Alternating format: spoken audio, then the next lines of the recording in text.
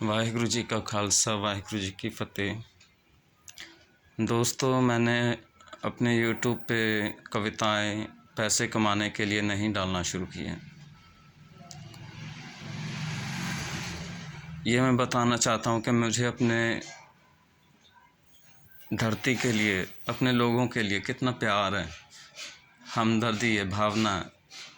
लेकिन कुछ लोग सुधरने का नाम ही नहीं ले रहे।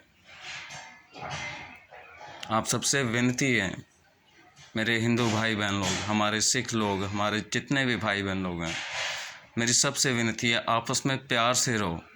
छोटी छोटी बातों को नज़रअंदाज करो। कोई चीज़ टूट गई, इट्स ओके, कोई बात नहीं, होना तो हो गया। वो हमारी गलती की वजह से हुआ, क्योंकि वाइब्रेशन इतनी गलत फैल रही है पूरे समाज में कि चीज़ों का टूटना, आदमियों का मरना, बच्चों हादसों का होना आम हो गया है। जब जिंदा चीज़ें डिस्टर्ब हो चुकी हैं तो मुर्दा चीज़ों में आप क्या ढूंढ रहे हैं? जिंदा चीज़ें डिस्टर्ब हो चुकी हैं। अच्छे अच्छे कीमती वर्ड्स के, शब्दों के, अल्फाजों के मायने ख़त्म होते जा रहे हैं। सच्चे प्यार वाले बंदे आत्महत्या कर करके अपनी ऊर्जा, बेचारे वो भटक रहे हैं, बेचारे अभी भी खलाओं में। उनकी उम्र बहुत थी, अच्छे काम करने थे उन्होंने, लेकिन वो किसी के प्यार को पा न सके। मुझसे पूछो, मैं मेडिटेशन करता हूँ, मुझे वो खलाओं में महसूस होती हैं। वो मेरे अंदर बोलती हैं, भाई रब का वास्ता यार, प्यार करने वालों को मत बिछोड़ा करो।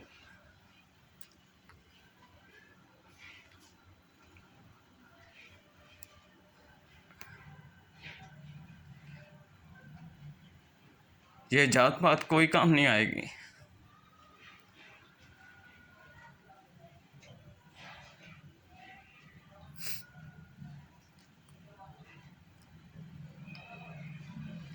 आप एक बार प्यार में आकर तो देखिए। आपसे कोई बेवफाई करेगा तो इसका मतलब यह है कि दुनिया को और ज़्यादा प्यार की ज़रूरत है। आपको और ज़्यादा प्यार बांटना चाहिए, ना कि नफ़रत करना चाहिए। नफ़रत नहीं, केवल प्यार करना चाहिए, सिर्फ प्यार करना चाहिए। मांस खाना बंद कीजिए।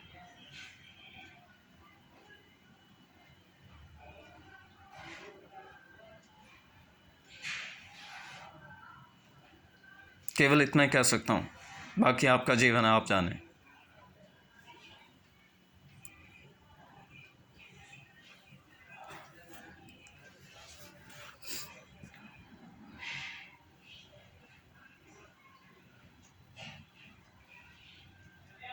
अपना अपना जीवन है, कोई कैसे जी रहा है, कोई कैसे जी रहा है। शादी से पहले लड़के लड़कियां सब ऐसा गंद पा रहे हैं। अपनी स्पिरिचुअलिटी का जो डिविनिटी होती है, स्पिरिचुअलिटी की एक डिविनिटी होती है, कुंवारे शरीर में होती है, कुंवारे कुंवारे बदन में होती है, कुंवारे जिस्म में होती है। वो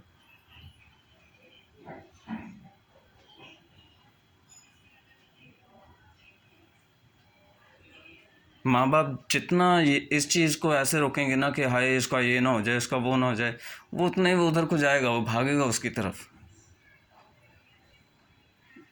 वो चीज़ उसके खुद पे रहने दो कि वो किस तरफ जा रहा है, उसको देखो। अगर वो गलत साइड में जा रहा है तो उसको जाने दो, एक बार जाने दो उसको, जाने दो। मैंने ऐसा कई लोगों के साथ होते हुए देखा है। मेरी बात नहीं माने, वो गए पछताए, जिनमें 2 लड़कियां भी थी।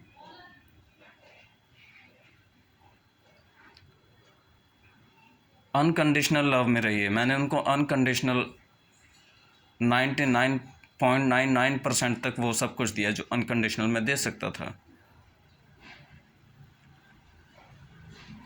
सिर्फ एक ही चीज़ के लिए कंडीशन लगाई कि शादी से पहले ऐसा कुछ नहीं करना। आपकी स्पिरिचुअलिटी का तहस नहस हो जाएगा। और मैं ऐसा कभी नहीं चाहता कि किसी की स्पिरिचुअलिटी मेरी वजह से या किसी की वजह से मेरी स्पिरिचुअलिटी तहस नहस हो जाए, मेरे अंदर की डिविनिटी डिस्टर्ब हो जाए। वो होती है, ऑफ कोर्स होती है। लोग कहते हैं कि 40 के बाद भाई तू शादी करने के लायक नहीं रह गया, 35 के बाद। ये सब ढकोसले हैं मेरी तरफ से।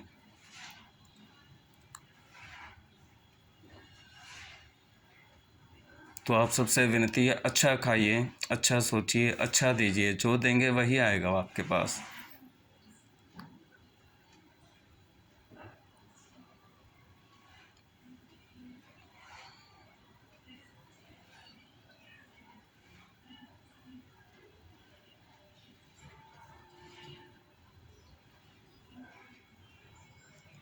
अच्छे लोगों को अच्छा काम करने के लिए टाइम की वैलिडेशन और लोगों की वैलिडेशन नहीं चाहिए होती। इसको हमारे श्री गुरु गोविंद सिंह जी महाराज सच्चे पातशाह ऐसे कहते हैं, देह शिवा वर मोह एह, देह शिवा वर मोह एह, शुभ कर्मन ते कबहू न टरों, न टरों अरसों जब जाए लरों, निश्चय करे अपनी जीत करो।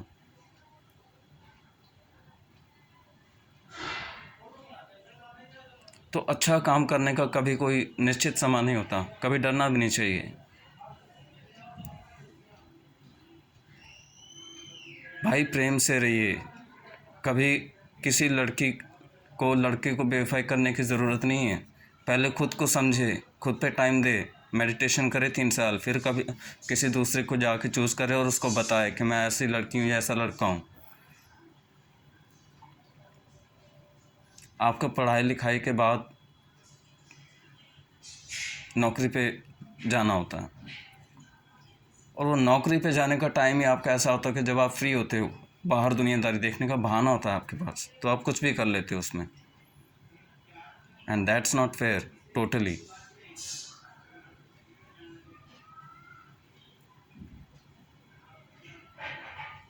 आप घर में वेले भी हो, फ्री भी हो, कोई काम नहीं है, अरे यार मेडिटेशन करो, पेड़ पौधों को पानी दो, बच्चों के लिए पानी रखो, पर मतलब पशु पक्षियों के लिए।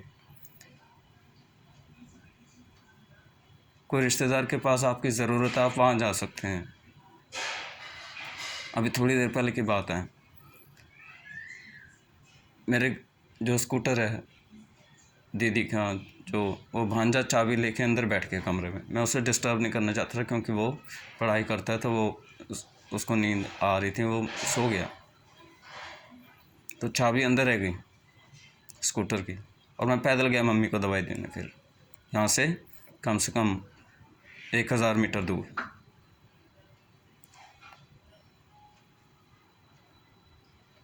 तो जहाँ प्यार होता है ना सर, जो भी मेरी वीडियो सुन रहा देख रहा है, जहाँ प्यार आता है बंदा खुद ब खुद जाता है कि नहीं, आप खुद सोचिए। तो मैं खुद ही तो जाना चाहता हूँ ना किसी के पास, मैं किसी को खुद ही तो प्यार करता हूँ ना। मिले ना खुद उछल कर वो प्यार मत लेना, खुशी कभी किसी से उधार मत लेना। तो मैं तो खुद उसे प्यार देना चाहता हूँ, वो कभी अगर वो प्यार ढूंढ रही है सच्चा प्यार, तो मैं ही हूँ वो लड़का। लेकिन उसके माँ बाप कह रहे हैं कि तेरी शक्ल अच्छी नहीं है, तेरे पास पैसा नहीं, तेरे अपना मकान नहीं, तेरे पास काम नहीं है। अरे भाई मेरा किरदार ऐसा है ना कि आप मुझे घर जमाई भी रख लोगे ना, तो आप कहोगे कि भाई घर घर में ऐसे घर जमाई होने चाहिए। आप ये दुआ दोगे, आप ये शफ़ा अदा करोगे, अल्लाह ताला से ये मांगोगे आप। क्योंकि मुझे यकीन है अपने खुद पे कि मैं कैसा हूँ। मैं उसके पास बैठ के बातें करना चाहता हूँ, उसको हंसाना चाहता हूँ, उसको देखना चाहता हूँ, उसको महसूस करना चाहता हूँ।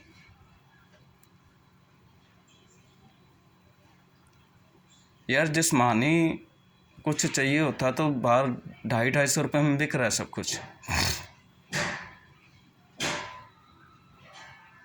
ऐसा नहीं है। और जवानी का टाइम तो मैंने अपने गुरु परमात्मा के चरणों में बिताया। मेरे गुरु ग्रंथ साहिब जी महाराज, मेरे पिता परमेश्वर, उनके चरणों में बिताया मैंने। अभी आके 35 की उम्र में मैंने सर उठाया तो बोलने लगे कि भाई तू भी बाकी लड़कियों जैसा होगा। तो मैंने भाई अपना सर नीवा कर लिया पिछले 5 साल से कि भाई मैंने नहीं जाना इस तरफ।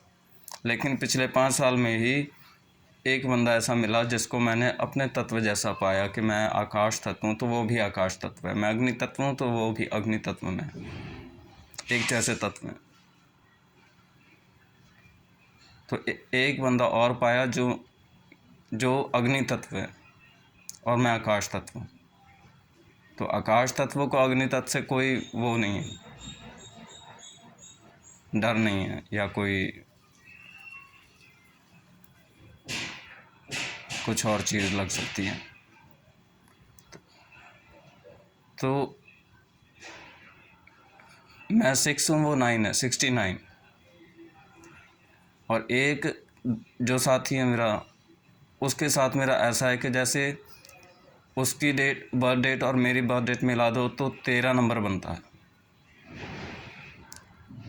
उसका नाम और मेरा नाम शॉर्ट में लिख दो तो मेरे साहिब श्री गुरु ग्रंथ साहिब जी महाराज का नाम बनता है।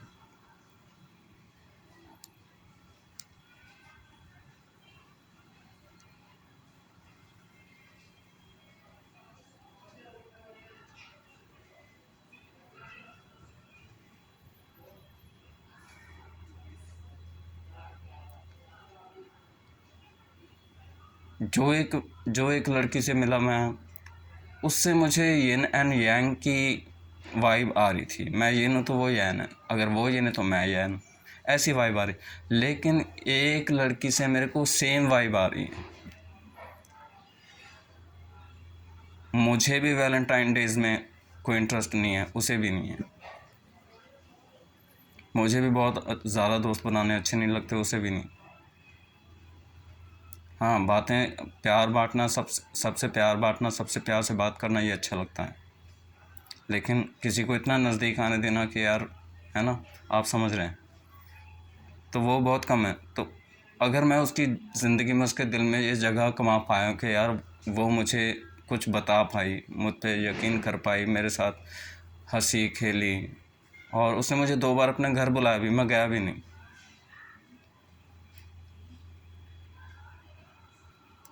और जो एक और दूसरी वाली लड़की है मेरी दोस्त, उसके पास मैं जाना चाहता हूँ लेकिन जा नहीं पा रहा हूँ। ज़रूरत दोनों को है मेरी, और मुझे ना तो एटीट्यूड प्यारा है, ना तो सेल्फ लव प्यारा है। मैं लोगों को पहले यार बताना चाहता हूँ कि कभी भी किसी को, लड़का लड़की को मत ऐसे जज कीजिए यार, उनके अंदर की दुनिया को समझिए। जैसे आप हैं वही वो हैं, आपका शरीर बड़ा हो गया उम्र में, लेकिन कभी आप भी उनकी जैसे थे, है ना। तो ज़रूरी नहीं होता कि लड़का लड़की के बीच में गलत ही हो।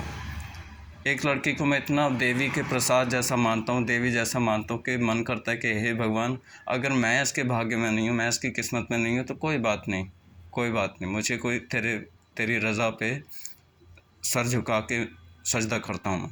लेकिन उसके भाग्य में भी अच्छा हो, सब अच्छा हो, सब अच्छा हो, उसका पति, उसका घर, उसका ससुराल, वो फूलों जैसे रहे, महकती रहे, खुशी रहे, है ना। हर चीज़ हो उसके पास, हर चीज़। मैं भी हूँ उसके पास, मेरे साथ भी ताल्लुकात रखे, ताकि मैं उसको जो भी मेरी तरफ से हो पाए मैं उसको दे सकूँ, इमोशनली, मेंटली, फिज़िकली मतलब नेगेटिव में नहीं, पॉजिटिव में। हाथों से हेल्प करना, या कहीं जा आना, या अपना टाइम खर्च कर देना, ये भी एक फ़िज़िकल फॉर्म में ही आता है। तो अच्छे दोस्तों से ताल्लुकात रखिए। ज़रूरी नहीं है कि कोई लड़की की आपके साथ शादी नहीं हुई तो वो आपकी अच्छी दोस्त नहीं बन सकती, है ना। तो अपने माँ बाप को ये समझाना कीजिए, या माँ बाप को भी समझना चाहिए कि अगर हम माँ बाप हैं, इतनी बड़ी उम्र, हमें तजुर्बा है, तो ये छोटी छोटी बातें तो होती रहेंगी। हमें अगर इन्हीं में उलझ के रह जाना है तो हम बड़े क्या होंगे।